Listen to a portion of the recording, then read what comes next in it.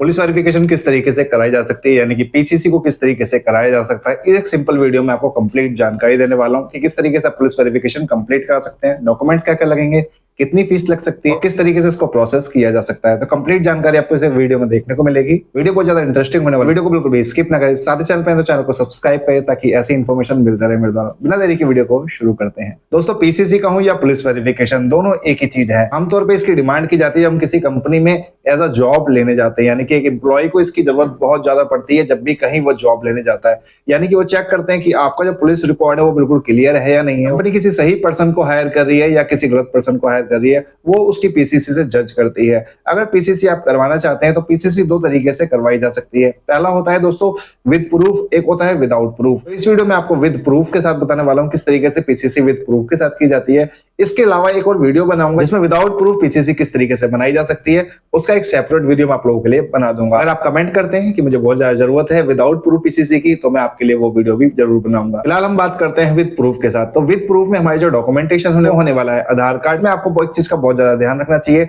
ध्यान ये रखना चाहिए कि आप किस स्टेट से पीसीसी करवा रहे हो। अगर आप दिल्ली से करवा रहे हो तो बहुत ही ज्यादा इजी है अपना पीसीसी करवाना।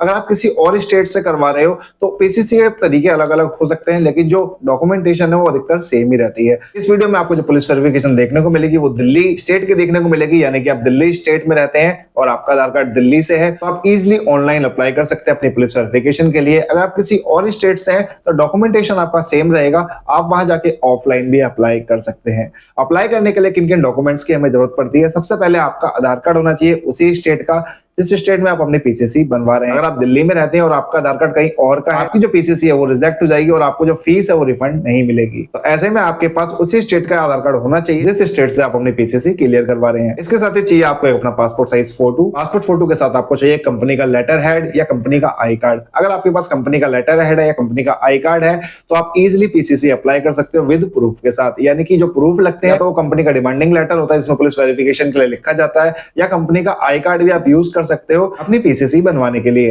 अगर मैं बात करूं दोस्तों फीस की, तो फीस लगती है 350 रुपए, जो कि गवर्नमेंट फीस होती है। 350 रुपए की फीस के अंदर आप घर बैठे बैठे अपनी पीसीसी अप्लाई कर सकते हैं। मोबाइल की सहायता से या लैपटॉप या कंप्यूटर की सहायता से, जो भी आपको कंफर्टेबल लगे उसकी सहायता लेकर आप इजिली पीसीसी अप्लाई कर सकते हैं। बिना देरी के चलता है कंप्यूटर स्क्रीन पर जानते हैं किस तरीके से पीसीसी अप्लाई की जा सकती है। सबसे पहले दोस्तों ऊपर टाइप करना है pccdelhipolice.government.in। इस तरीके से वेबसाइट दिखेगी। अगर पहले से आईडी है तो लॉगिन कर लेंगे, नहीं है तो रजिस्टर्ड का ऑप्शन आ रहा है ऊपर, रजिस्टर्ड पे क्लिक करेंगे। रजिस्टर्ड पे क्लिक करने के बाद आपको अपनी ईमेल आईडी डालनी पड़ेगी लॉगिन के लिए, यानी रजिस्ट्रेशन के लिए। अब यहाँ पे जो भी ईमेल आईडी आप यूज़ करते हैं, जो भी आपके मोबाइल में, उस ईमेल आईडी को यहाँ डालें और उसके बाद यहाँ से सेंड ओटीपी पे क्लिक करें। ठीक है, ओटीपी सेंड करने के बाद आपकी ईमेल आईडी पे जो भी ओटीपी आएगा उस ओटीपी को यहाँ डाल के इसे वैलिडेट कर दें।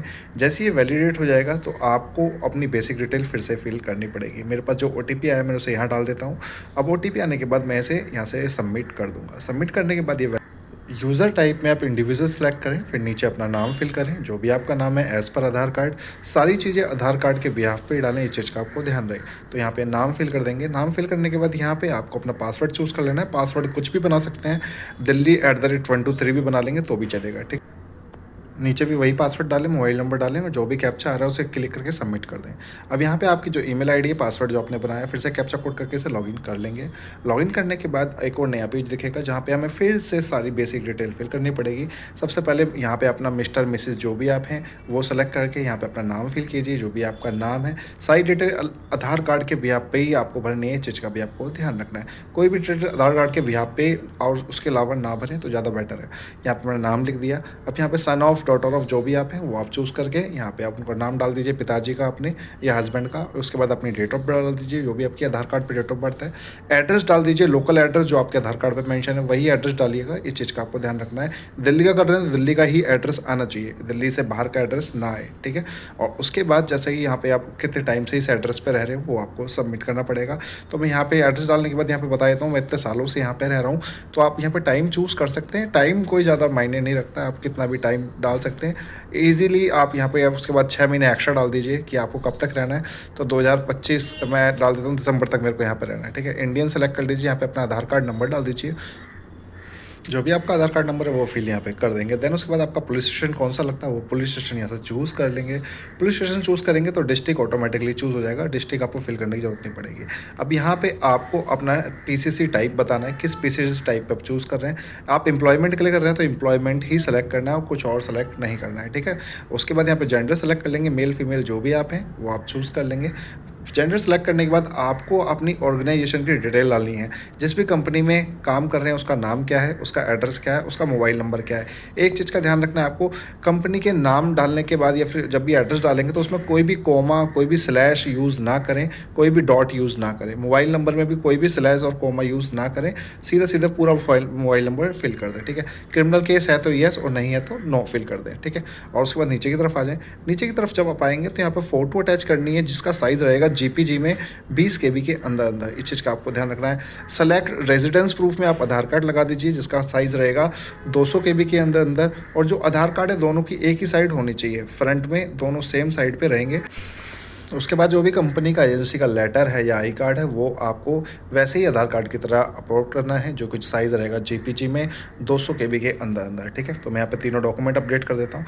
डॉक्यूमेंट अपडेट करने के बाद अब यहाँ से सारी डिटेल पहले अपडेट कर देते हैं, हम सारे डॉक्यूमेंट अटैच कर देते हैं। डॉक्यूमेंट पहले बना लीजिए, उसके बाद सेव कर दीजिए।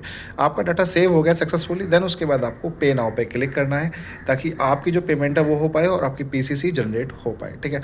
अब यहाँ पे सारी चीज़ें हमारी हो चुकी हैं, कोई भी एरर नहीं आया। एरर इसलिए नहीं आया क्योंकि मैंने सही तरीके से किया। मैंने पे नाउ पे क्लिक किया, debit card, credit card, UPI कोई भी चीज़ चूज़ कर सकते हैं। तो मैं डेबिट कार्ड से पेमेंट कर रहा हूँ, पे नाउ पे क्लिक करता हूँ फिर से और मैं यहाँ पे कार्ड सेलेक्ट कर लूँगा अपना।